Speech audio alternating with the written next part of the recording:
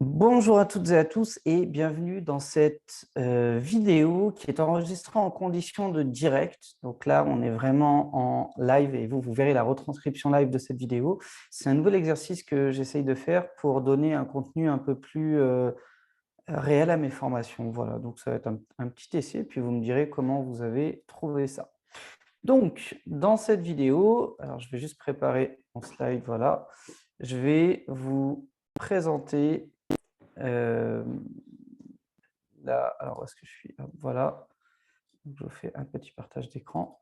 Je vais vous présenter la trame à suivre, à respecter pour bien présenter votre projet. Et puis juste après vous avoir présenté ça de manière très théorique, eh bien, je vais vous montrer un exemple d'une artiste originaire de Bruxelles que j'ai accompagnée dans le développement de sa campagne de crowdfunding récemment, là, au moment où cette formation sort. Il faut savoir que la campagne, elle est encore en cours de réal ou alors elle viendra juste d'être finie. Donc, c'est une campagne qui, pour l'instant, se passe bien. On n'a pas encore atteint les objectifs, mais en tout cas, voilà, je vous présenterai cette campagne et ça vous permettra de voir un petit peu à quoi ça ressemble en application concrète. Donc, c'est parti. Pour présenter votre projet, vous allez devoir respecter certaines étapes que j'ai listées au nombre de 9. La première, ça va être la présentation de votre histoire et de votre parcours. Donc, dans cette présentation, on va s'intéresser aux dates clés. Pourquoi? Parce que les dates clés ont un impact fort sur les personnes qui vous découvrent. C'est-à-dire que si on racontait une histoire avec juste du texte ou de la vidéo qui présente entre guillemets un déroulé sans s'arrêter sur des dates clés, sur des moments importants, eh bien absolument aucun des investisseurs qui seraient potentiellement intéressés ne retiendrait votre histoire et n'y serait sensible. Donc pour éviter ça, on va illustrer en fait l'histoire avec des dates clés, mais aussi des grandes idées, des illustrations et éventuellement des liens vers les clips vidéo si vous en avez qui sont capables d'illustrer votre histoire et votre parcours. Donc vous verrez juste après, on va créer une trame de base pour ça. Ensuite, on va mettre en avant le gros projet en cours, donc celui pour lequel vous sollicitez une campagne de crowdfunding. Ensuite, on va mettre de la preuve sociale. Cette étape-là va être très importante parce qu'elle crédibilise la démarche. Alors, si vous n'en avez pas, ce n'est pas grave. Vous verrez que ce n'est pas indispensable. Mais si vous en avez, ça apporte vraiment, vraiment un plus. En fait, on a remarqué que ne pas mettre de preuve sociale n'empêchait pas au don. Mais le fait de mettre une preuve sociale fait que les gens mettent plus d'argent. Pourquoi? Je ne sais pas du tout. Mais en tout cas, ça crée un effet de sérieux peut-être plus imposant. Et puis, pour finir, on va présenter en détail à quoi va servir le financement. Et là, c'est pareil, on va lier autant que possible des devis si jamais on en a. Si on n'en a pas, ce n'est pas très grave. Mais si on en a, c'est vraiment mieux. C'est mieux de prouver ce qu'on annonce. Et enfin, on va faire entre guillemets, une ouverture vers la suite pour annoncer un petit peu ce qui va venir derrière, pour montrer que ce n'est pas juste un one-shot avec un projet sur lequel on vient solliciter de l'argent, mais qu'il n'y a pas encore de choses de prévues. Autrement dit, pour un investisseur, pour un donateur, pour un fan en base, ce qu'il va vouloir, c'est être convaincu que vous avez une vision long terme, pas court-termiste, vraiment long terme, parce que c'est ça qui va le mettre en confiance d'investir sur vous. On continue. Donc, ah oui, voilà. Donc, je vais vous détailler la partie histoire-parcours avec les dates clés, les grandes idées, les illustrations et les clips, et je vais le faire step by step. Là, j'ai donné une trame de base. Ça ne veut pas dire qu'il faut lui coller à la peau, mais ça vous donne un framework, entre guillemets, un cadre pour vous guider. Ce qu'on aime bien retrouver dans les présentations de projets, ça va être la genèse. La genèse, ça doit répondre à la question, mais il s'est lancé, enfin, d'où il sort? D'où il sort cet artiste? De quelle manière est-ce qu'il s'est lancé? Qu'est-ce qui a fait qu'à un moment donné, il s'est mis dans la musique?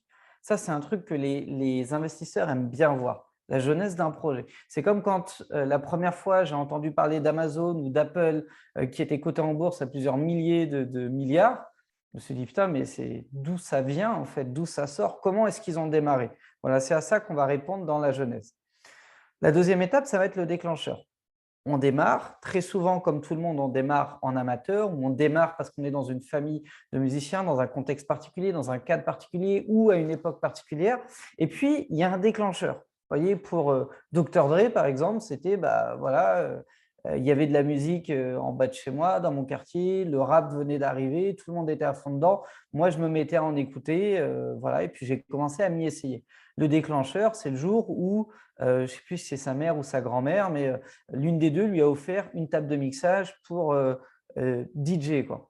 Donc là, l'idée, c'est d'expliquer à partir de quand ou à partir de quoi, à quel moment c'est devenu sérieux au point de chercher à professionnaliser la démarche. D'accord?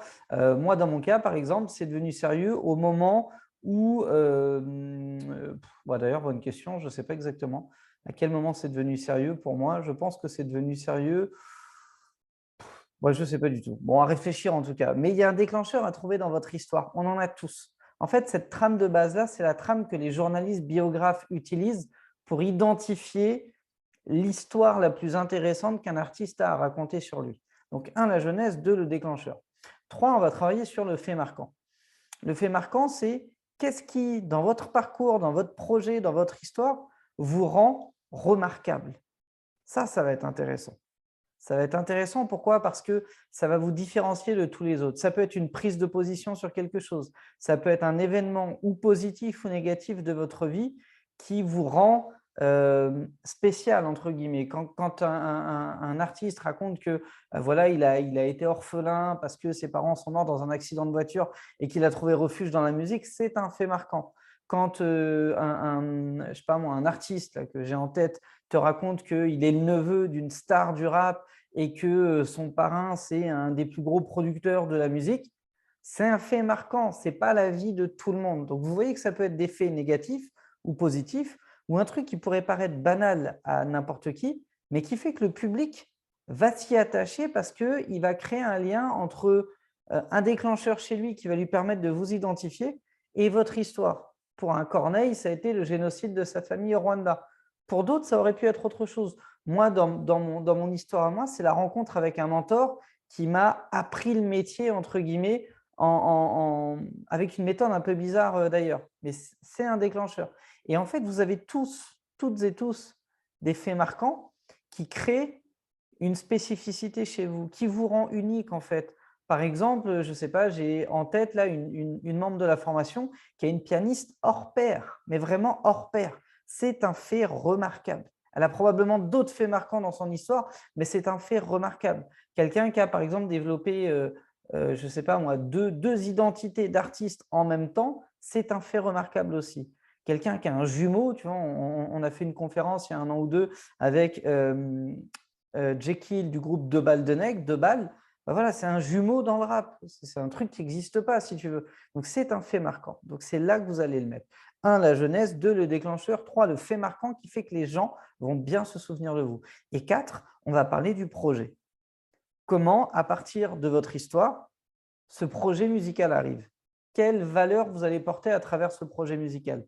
Qu'est-ce qui fait qu'on va avoir envie de s'associer à ce projet musical? Donc, littéralement, quelqu'un qui, je ne sais pas moi, raconte qu'il a démarré dans les ghettos de Kingston en jouant dans la rue, en allant à l'école et en rentrant. Donc, c'est en Jamaïque, hein, pour ceux qui ne sauraient pas.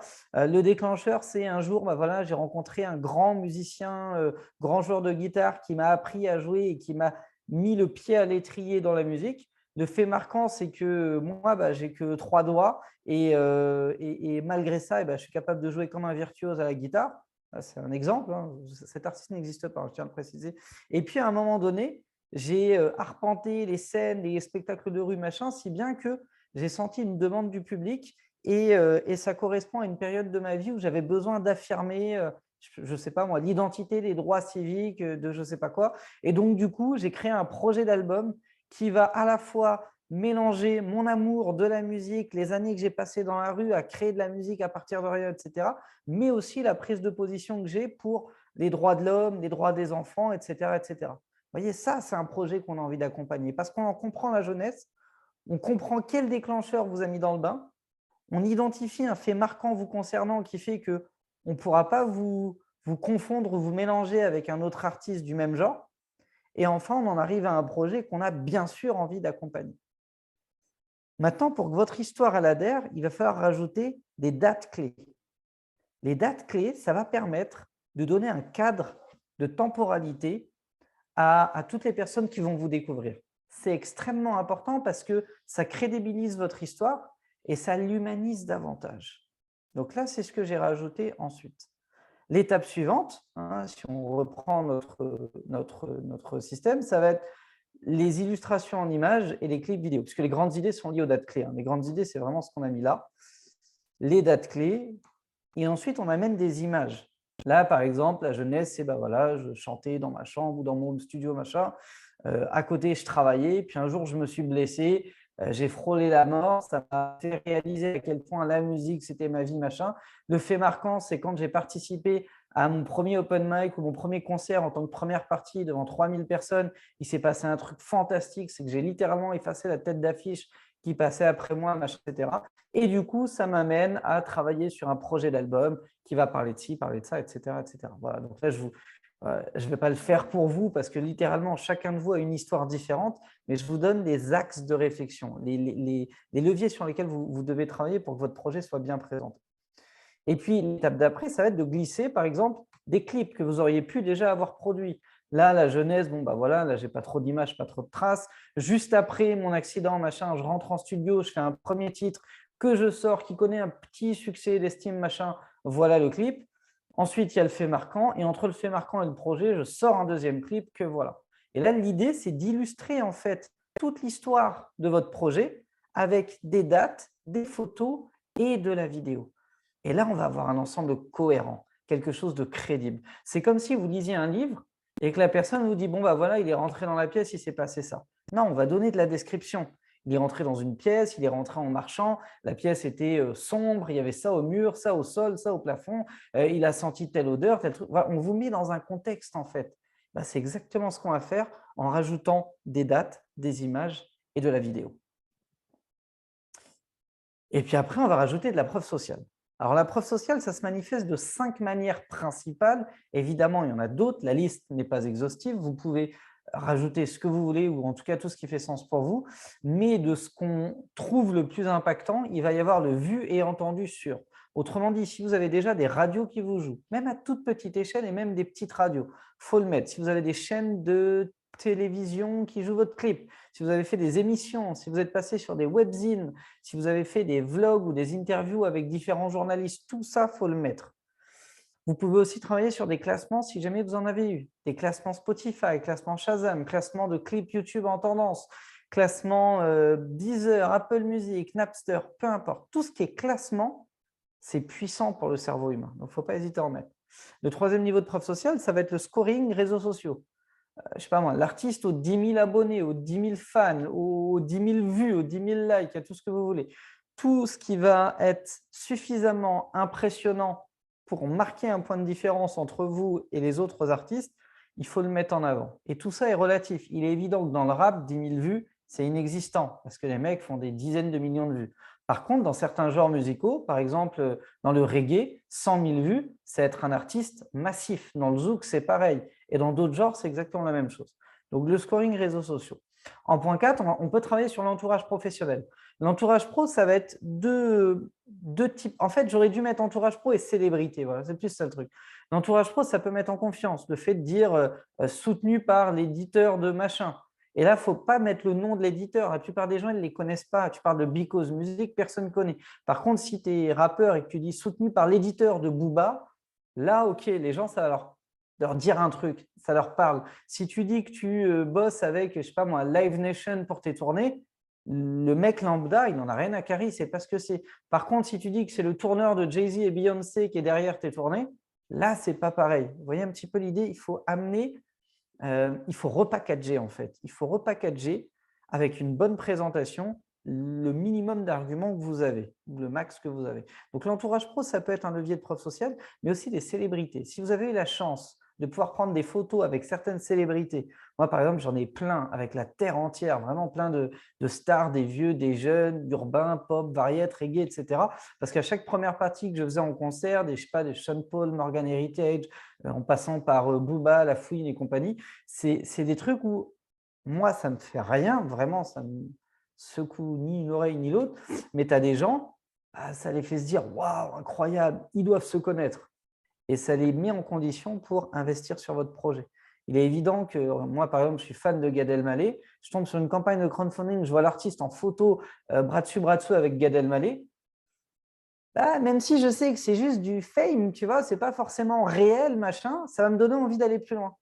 Parce qu'il y a une association avec quelqu'un pour qui j'ai de l'affection. Vous voyez un petit peu l'idée? Donc ça, il ne faut pas hésiter.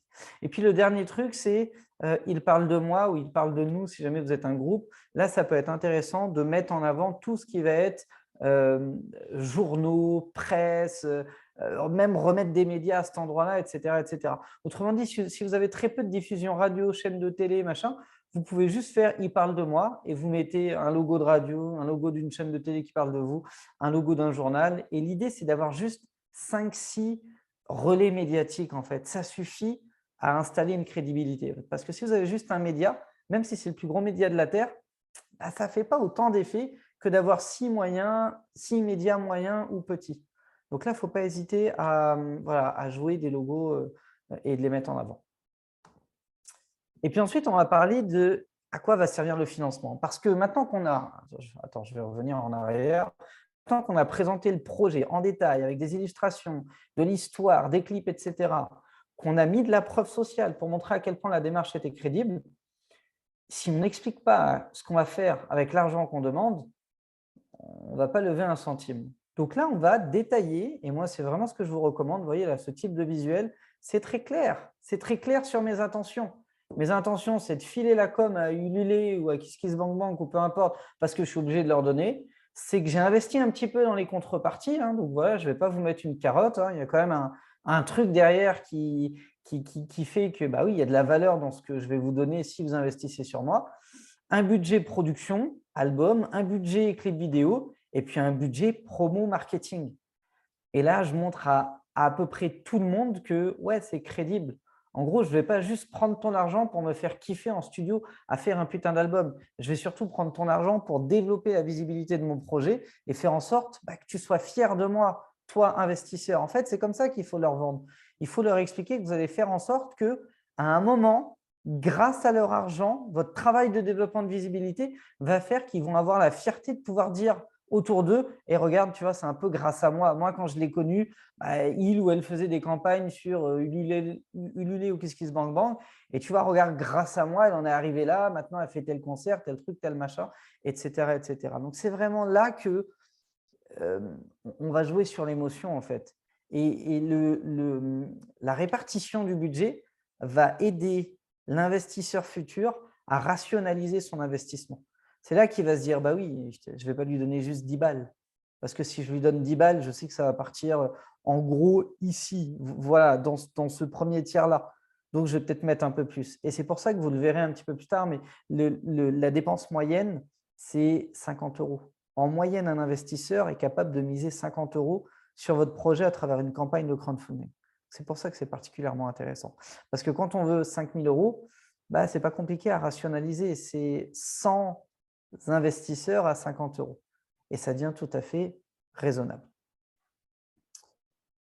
Ah oui, dernier petit point quand même. Si vous pouvez en plus mettre un lien vers une présentation externe qui renvoie vers les devis détaillés de tout ça, alors là, c'est de leur en bas. Par exemple, la promo et le marketing, si vous avez un devis d'attaché de presse, c'est bien de le mettre. Même si en vrai, vous n'allez pas bosser avec l'attaché de presse et que vous allez mettre l'argent dans une campagne de pub, Facebook, Insta ou je ne sais pas quoi, bah, c'est toujours bien parce que ça rassure. Parce qu'il est évident que si tu as, je ne sais pas, si tu demandes 7 000 € et qu'ici tu dis que tu vas mettre 3,5 de promo marketing, c'est dur à tracer.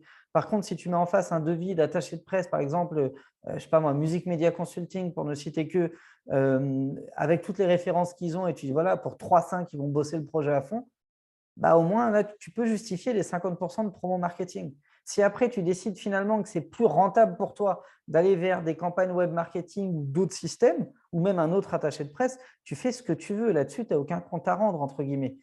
Mais au moins, tu as donné une justification crédible qui permet de rationaliser l'investissement, comme quoi il est davantage sécuritaire que exotique. Voilà l'idée.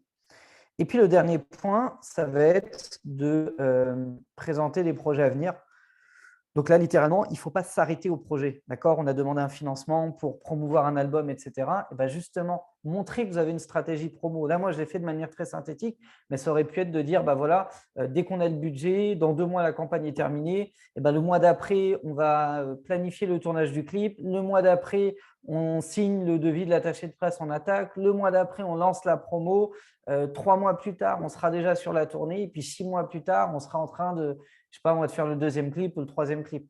C'est ça qu'ils veulent voir, les gens, en fait. Ils veulent voir que leur argent ne va pas n'importe où. D'accord?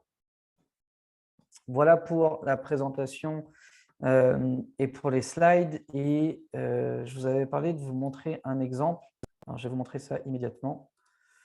Alors, attends, je vais juste… Voilà. Je vous l'ai dit, on est en condition de live. Je vais juste remettre mon chargeur parce que je ne vais plus avoir de batterie sinon. Voilà, super. Donc là, je vais vous refaire un petit partage d'écran et je vais vous montrer un exemple d'une campagne de crowdfunding qui est en train de plutôt bien fonctionner. Donc l'artiste s'appelle Rosa. Et Rosa, pour l'instant, la campagne a été lancée il y a à peu près 8 jours et elle est déjà à 3 742 €. Donc, il lui reste 258 € à récupérer pour que sa campagne soit pleine. Donc, il y a 95% de chances pour qu'elle y arrive. Et vous allez voir qu'en fait, elle respecte absolument tout ce qu'on a vu dans le framework que je viens de vous donner.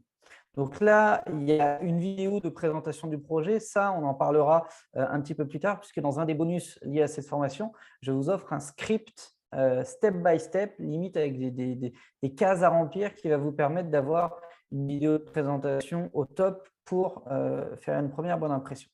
Donc là, dès qu'on arrive, qu'est-ce qu'on voit? On voit qu'elle a exactement appliqué à la lettre ce que je vous ai expliqué. Il y a une histoire, il y a des dates, il y a des images. Est-ce qu'elle a mis des clips? Il y a des clips. Voilà. Et tout ça est visuellement sympathique à regarder. D'accord? Visuellement sympathique à regarder. On voit ses débuts, on voit donc qu'elle a démarré à partir du confinement, elle n'arrivait plus à suivre ses cours, elle s'est mise à faire ses premières chansons, etc. Puis dans la foulée, elle a sorti un premier clip, elle a été en studio, elle a bossé avec quelqu'un qui a arrangé ses titres, elle a participé à un concours. Donc vous voyez que là, le déclencheur, c'est vraiment ça. La jeunesse, c'était l'après-confinement, elle a fait un titre, il y a eu un clip entre-temps. Là, c'est, on va dire, 2 déclencheurs. La première, c'est sa rencontre avec Antoine Flippot. Et puis la deuxième, c'est la finale d'un concours qu'elle fait. Donc, du coup, à partir de là, donc elle a un déclencheur, elle commence à se professionnaliser. On va aller en studio, on va aller faire 8 titres, etc., etc. Et puis, elle a comment dire, vraiment un fait marquant. Ça va être, elle rencontre un petit label et grâce à ce label, elle a l'idée de se construire avec son papa une carriole solaire. Donc, grosso modo, c'est un vélo avec un truc pour stocker des choses, machin, qui tourne à énergie solaire. Et puis, elle entame un périple où elle descend jusque dans l'Aveyron. Donc ça, c'est un fait marquant. Combien d'artistes tu connais, franchement, qui s'est fabriqué une mini carriole à énergie solaire à l'arrache et puis qui a fait une tournée, parce qu'évidemment, elle a fait une tournée quand elle a fait ça, elle a fait une tournée avec plein de concerts sur la route pour aller faire genre 1250 km en 45 jours et une quinzaine de concerts. C'est un fait marquant. Tu n'as pas 40 000 artistes qui peuvent prétendre avoir fait ça. Donc, du coup, ça compte. Ensuite, on a une illustration avec un clip. Là, elle présente le gros projet, donc l'album. Elle explique le projet de son album, qu'est-ce qu'il y a dedans, etc., etc. Je ne vais pas revenir en détail dessus, mais c'est cool. Ensuite, elle annonce les projets à venir. Donc, elle n'a pas fait le truc dans le même ordre, mais c'est OK aussi. Et puis, je ne trop le côté lancement YouTube, etc., mais pourquoi pas. Donc là, il parle de moi. Bon, très bien. Alors, elle a eu des gros médias belges, donc elle aurait pu les mettre encore plus en avant. Ça aurait pu être un axe d'amélioration, mais pourquoi pas, c'est OK. Elle a remis les contreparties ici. Alors, au départ, je n'ai pas compris, mais finalement, c'est une bonne idée parce que, comme on le voit, les contreparties, elles sont là. Mais quand on descend un peu trop bas, en fait, on ne les voit plus. Et on pourrait penser que le lecteur lambda pourrait les oublier, aurait la flemme de remonter. Donc, ce n'est pas une mauvaise idée de les remettre, pourquoi pas. Et ensuite, elle a fait un détail de financement. Donc là, bah, très bien. Elle aurait pu rajouter les pourcentages, voir les prix. Moi, ce que j'aurais recommandé, c'est que, voilà, je sais pas, moi, j'ai besoin de 10 000, et ben, je vais mettre 5 000 ici, 2 000 là, 1 000 là, 1 000 là, 500 là, 1 000 là. Voyez, donc ça peut être très, très, très, très visuel. Elle a bien pensé à mettre la section «et après», donc qu'est-ce qu'on fait ensuite? Donc la sortie du clip avec une date déjà annoncée, ça c'est très rassurant. La fin de la campagne de crowdfunding, la date de concert où on va dévoiler les titres de l'album, très rassurant aussi puisque ça colle avec une de ses contreparties. Et puis ensuite, elle envoie toutes les contreparties et elle relance entre guillemets avec une tournée, des lives, machin, et cetera. Donc là, c'est vraiment, extrêmement intéressant. Et puis elle explique que, elle va avancer par des paliers. D'abord, elle va faire la promo de l'album, ensuite elle va faire ses live sessions et ensuite elle va repartir sur son tour de vélo, en faisant des concerts et cetera, et cetera. Donc vous voyez que ça respecte exactement cette trame, c'est très bien fait, c'est très visuel, le choix des couleurs est génial et ouais, non, ça le fait, donc ça le fait complètement. Donc non, franchement, ça illustre parfaitement, les principes qu'on a vus dans cette vidéo. Voilà, vous savez tout. Vous pouvez récupérer les slides juste sous cette vidéo. Donc, n'hésitez pas à les prendre, à les imprimer même, à vous faire une petite feuille de route pour avancer dans votre présentation. Et de toute manière, dans une des vidéos à la fin de cette formation, vous verrez qu'on crée une campagne de crowdfunding de A à Z ensemble. Et moi, je me sers vraiment de cette trame, hein. C'est cette trame-là que j'utilise et que je vous invite à utiliser du coup pour vos campagnes. À vous de jouer.